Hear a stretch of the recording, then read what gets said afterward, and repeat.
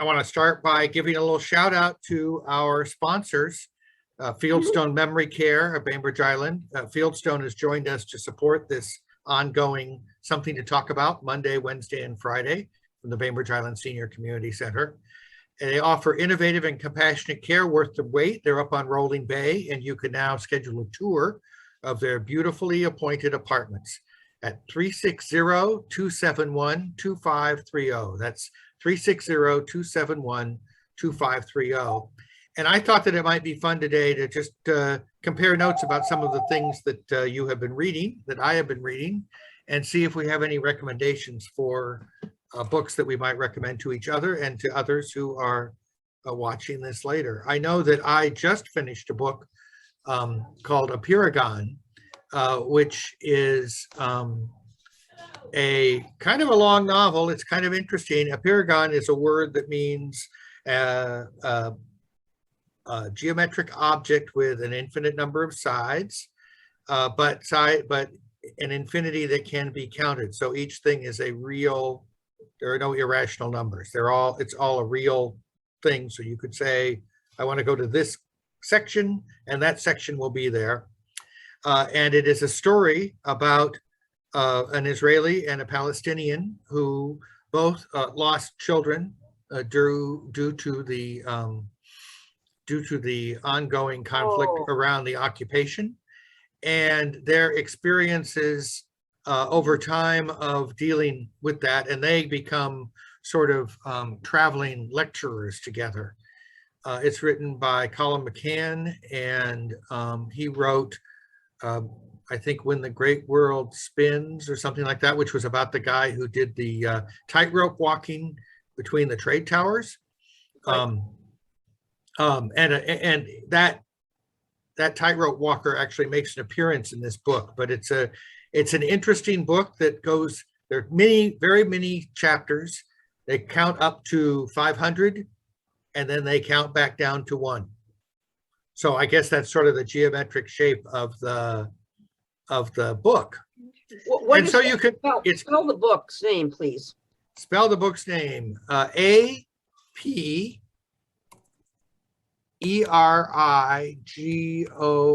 A-P-E-R-I-G-I-O-N.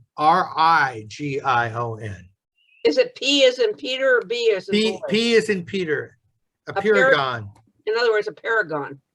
A paragon, like a pentagon or a octagon. It's a paragon. Colin McCann. And these are real people who are the force of the book. So he has this, I think, like he did with the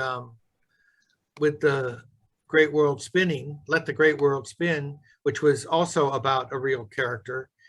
He takes some liberty in telling the backstory or something. And it's interesting because he's talked to both these people. I wonder what they think about the novel that's been made out of their lives. Yeah. But I just finished that this week, and it's a wonderful book, which I think would be an easy book to have as a second or third book for those of you who might have more than one book going at a time. We would never do that. No, not us. So I'll step back, and if somebody else has a suggestion they'd like to make, I'd love to hear it. I'd like to.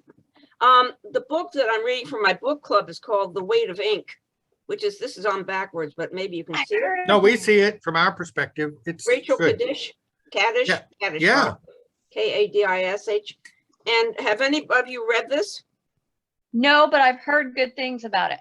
Oh, it's amazing. It's huge. It's huge. Mm-hmm. And it's one of those books that I don't miss a word.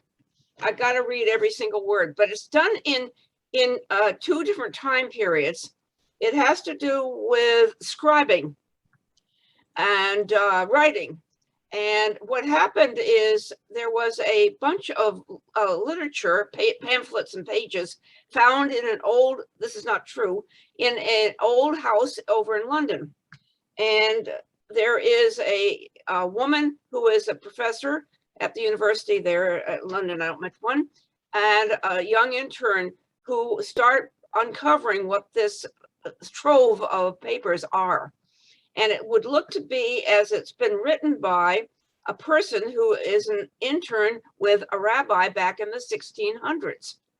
So you have two different time periods completely throughout the whole thing. And the thing that I found very fascinating about the writing was that the writing of the person who is from the 1600s is very old-fashioned, if you will. And the terminology and the way the turn of the phrases are very different from the way we write now. Whereas the one for in London, they both take place in London, by the way. And this one that is more current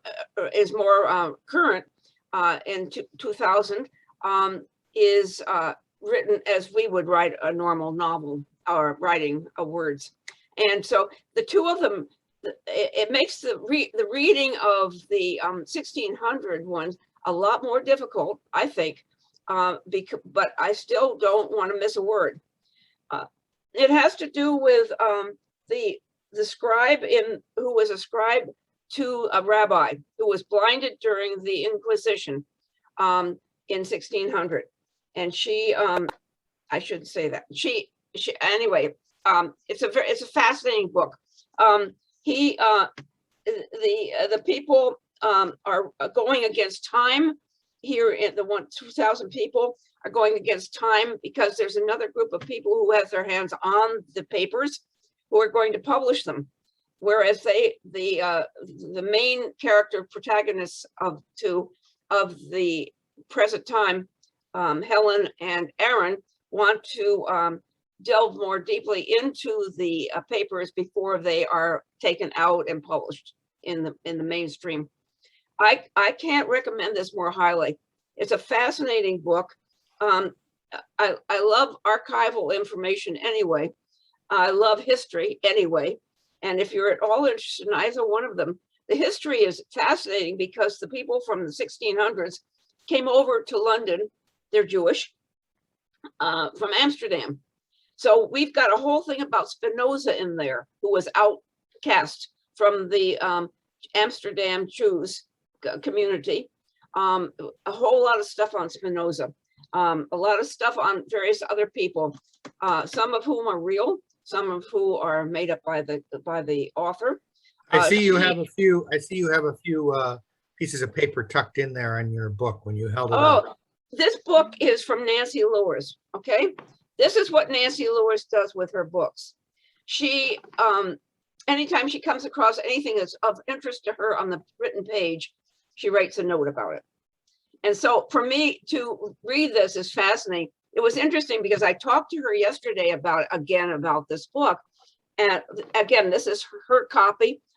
She was kind enough to loan it to me. She went out and bought another copy because she wants to read it before the thing. And I told her, I'm having a heck of a time. This is where I'm at in the book. I've been reading this for over a month. This is for me, it's a long drag, but I love it. I love it. I don't want it to end. Maybe that's why it's taking me so long to read it. But anyway, Nancy said she wants to get her hands on this one because she's making notes like crazy on the one that she's reading now, rereading. And she wants to compare and contrast what she had for notes in her new book, her new copy, as opposed to the old copy, which I think would be very interesting. So I'll throw another book that's sort of related in the way that it uses a different kinds of language. I read To Calais in Ordinary Time by James Meek, and it is a story of pilgrim. Well, actually, they start out as warriors. They're going to France to defend England, and they're walking right into the plague. They don't know that, but that's the direction they're moving. And so there's a gentlewoman, a lady who is with this crowd who is trying to get to her beloved, although because she's going to be married off by her father to some odious old friend of his, and so she's running away. There's a Scottish, like a priest, and then there's kind of a working man, and who actually turns out to have a little gender bending in his life before we get to the end of this trail. So it's a road tale, but you have part of it told in sort of the French dialects of the landed of the top class, the lady, and then you have the Latinate, which is probably the easiest part to read because that's the part of English that survived. And then you have common Middle English that's being used by the plowmen, and they're all telling their own stories. And so as you move chapter to chapter, it's like, what language am I speaking now? So that like the book you just described is takes a little while to read. But if you like history and you have patience, that might be one to put on your list too. Would you give us the name of the book again, please? To Calais, Calais, Yep. in ordinary time. Thank you. That's a sort of a pun because there's nothing ordinary about living in the plague, but that's the time of the church calendar in which they're traveling. Sounds like the Canterbury Tales Retold. Yes, a little bit. But more easy, but easier read. Yeah, it's not all. Well, you have. I mean, you're going to get at least a third of it, and it gets better as you learn the language. Like when you're reading Shakespeare, it gets better over time. It gets easier as you get familiar with the language. But I did have to look up a lot of words at the beginning. Right. I was using my iPhone to put in Stephen Middle English, and it told me that's your face. I'm looking for. I'm going to go right on to the library from here. All right. Anyone else? I know Christina's been working on a lot of serious stuff. You've been working on a PhD, so you might not have had a lot of time to read, but. Well, I always find time to read. That's one of my passions. That's what I do for fun. I will tell you that this one, do you know Bruce from Toilsome Construction? Does everybody know Bruce from Toilsome? Okay. So he came into the city and he goes, okay, I know that you're an Anglophile. You love English mysteries British mysteries on television and stuff. I'm a subscriber to BritBox and Acorn, and I just love that genre. He said, pick up this one and see what you think. And it's called The 7 Deaths of Evelyn Hardcastle. Okay. He said, just tell me what you think about it. And I was like, all right. And he says, and I won't give it away because it's weird. And it is weird. I did read it within a week and a half. It is big, but it's not, but I read it within a week and a half. And it is sort of that Agatha Christie, early 1900s, late 1800s British setting, right? In the nice big grand house. But it's sort of surreal. It has a little bit of the speculative fiction in it because this guy keeps reliving the same day over and over again, but as different characters within the book. So there's the butler, and there's the mistress of the house, and the daughter that's getting married off, and all this other stuff.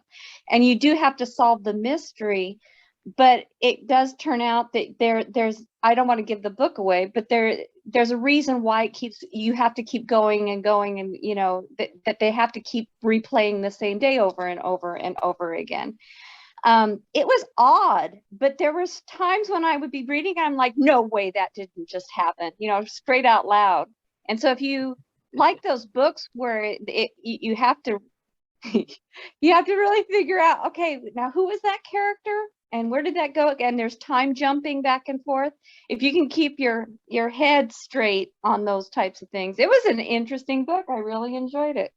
7.5 mysteries. It's called The 7.5 Deaths of Evelyn Hardcastle. Death. Okay. And it's by Stuart Turton, Turton. That sounds interesting. It was interesting. I didn't know. He wasn't certain I'd like it either, but I really enjoyed it. So did he like it? He liked it, and he thought that the ending was a little bit too surreal for him. It got into too much science fiction, maybe type of thing for him in the end. But he did like it. It's an interesting read the way that it was crafted. And I do remember getting mad at one point because the main character, I remember Bruce walking into the city and I'm like, if Aiden doesn't figure out something soon and stop being stupid, I'm going to throw the book against the wall.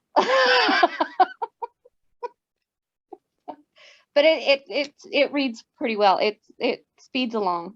All right. Thank you very much for that. Maria, did you bring a book? No, I came here to pick up book titles. What's happened to me is I've gotten very bogged down in all the political books. And I'm like halfway through Kurt Anderson's my favorite, Evil Geniuses, Anne Applebaum, another favorite of mine. I'm halfway through that. There's a new one, Strongmen from Mussolini to the present and stuff. And I just got bogged down. Now, when I get bogged down, I go to a genre none of you guys will ever read. I go right to Vince Flynn, Lee Childs. So I'm reading The Cellist, the new. Okay, so I thought, well, I just need something in the middle, and my middle sort of person I've used up is Kate Atkinson, Life After Life, and my absolute favorite. So I mean, it's really enjoyable. It gets you away from the political, but it's very, very good and well written. And so I'm looking for suggestions, and I've already gotten some here that are happening, that because I do read more than one. So I got my political pile, Right. my junk pile, which is, I know is very male. I can't help it. It's just me. And then I've got, real stuff. And so that's the pile that I'm looking for. And you guys are already giving me suggestions for that. So sorry, I have nothing unless you want, you want to know what's happening with Jack Reacher. A new one's coming up in October. Oh boy. I will tell you that I have always enjoyed Louise Erdrich. Yes. And she writes a great story. So they always move along. And she wrote one called The Roundhouse. The one that the last one I read was La Rose. And they're basically placed in Native American context. Her heritage, I think, is Ojibwe, and the stories are just so compelling. And she's such a great writer that if you're at the library book sale and you see a Louise Erdrich book, just pick it up, because you won't be disappointed. And they come in all sizes. They come in the small size and they come in the big size. She writes and many of them circle around the same characters, but in fresh ways, and you don't need to have read one of them to enjoy another one. Yeah. You've all read the Kate Atkinson ones, right? Do you know who I'm talking about, the British writer? It's really good stuff. And a lot of it's World War I, World War II. There's some time jumping stuff, but it's British, it's historical. Her name's Kate Atkinson, and there's about 5 of them. And there's one about her brother. And then he's picked up in another novel. And so they're kind of related, but they're really, really the best historical fiction I've read in a long time. So great. Well, that sounds like a natural for Sheila for sure, but I'll put her on my list. And they're not that big. I mean, they are novels, and they're right. But I've been through all of them, and some even twice, so I need new material. So thank you very much. Give me the name of that again, please. Atkinson, Atkinson. Yes, right. And she has a number of books. Life After Life, Started Early, Took My Dog. It looks like Transcription, Human Croquet. Oh, Kate, it's Kate, right? Kate Atkinson. Yep. Yep. With a K. Yep. Seems to me I've read some stuff of hers. Yep. Yeah, well, the name is certainly familiar. I need to put her on my list of somebody to read for sure. Anyone else? Which one, Maria, did you like again?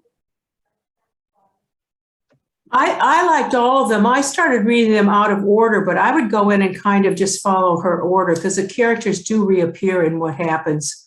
And it's kind of playing with fate a little bit. So if it's, I just jumped in on a later one and then I had to go back and stuff like that. But I would just go, sometimes they recommend the order, or just go chronologically the way she wrote them.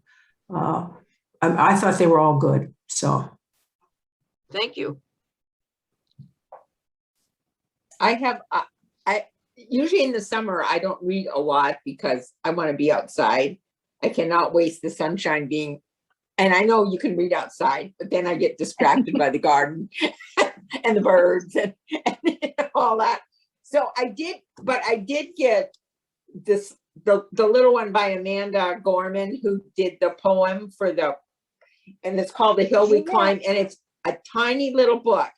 And I've read it through twice, but I want to go again because it really, I think, gives me a perspective on some young people and some other things. And so it's going to be one of those marked up books.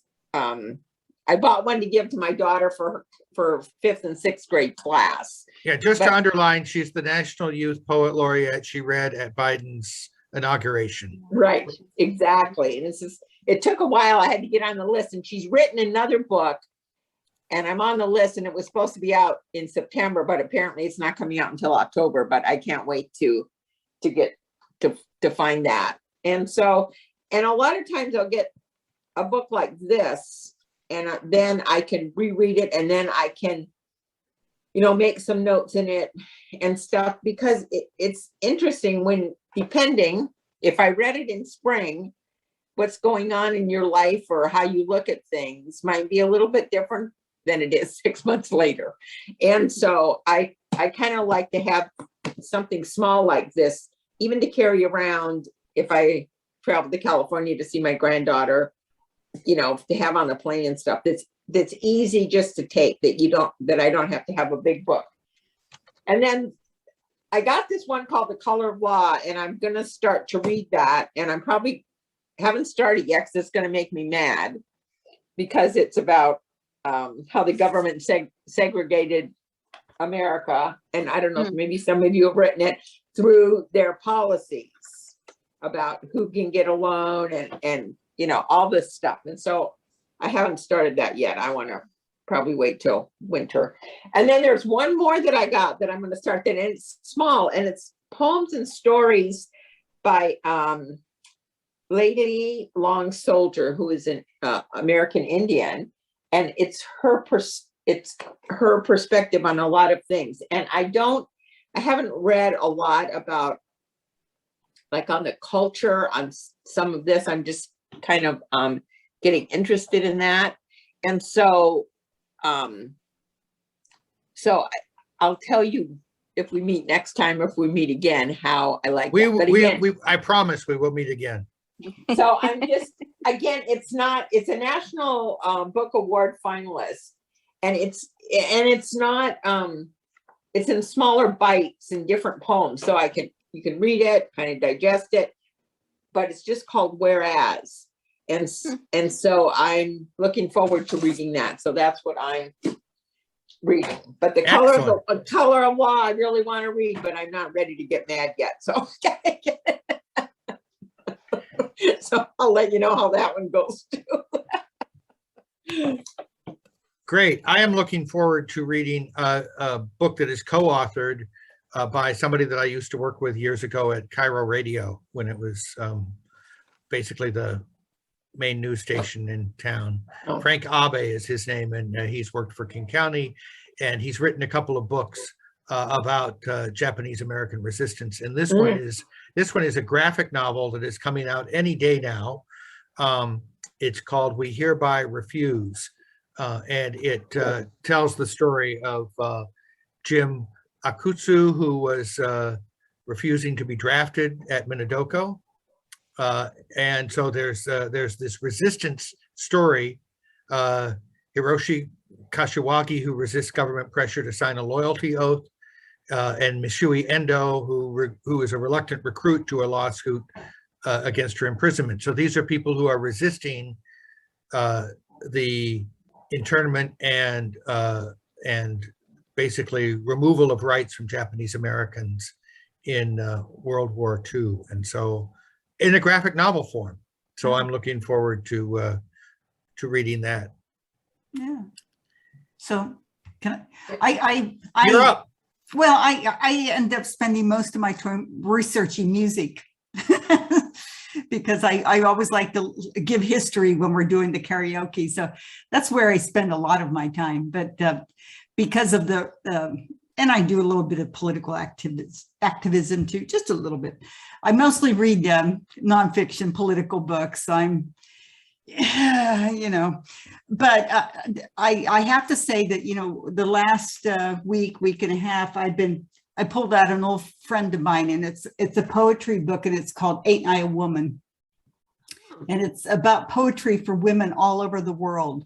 And, you know, basically our struggle that's been going on probably for centuries now. So I highly recommend this book. And, you know, and that Ain't I a Woman is from Sojourner Truth. That was her poem, her renowned poem. So anyhow, because that's kind of where my heart's been, is with women's rights. That will be probably I'll die working on those, keeping rights for women's. I know Christina knows where I'm at. So yeah, so there are some. Can you name some of the poets that are in there? Yes, it's well, Maya Angelou, Sappho, Alice Walker, Gabrielle Mistral, and Marjorie Percy.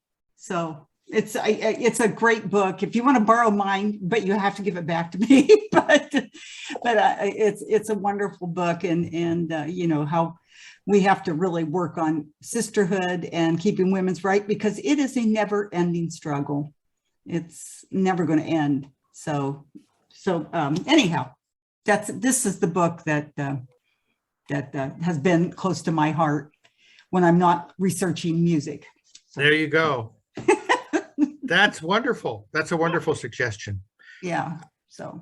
And I like that we're pulling books from all kinds of, you know, old books, new books, books that have been around. And yes, I think novels and poetry. Thank you, Rita and Karen, for sharing the poetry suggestions.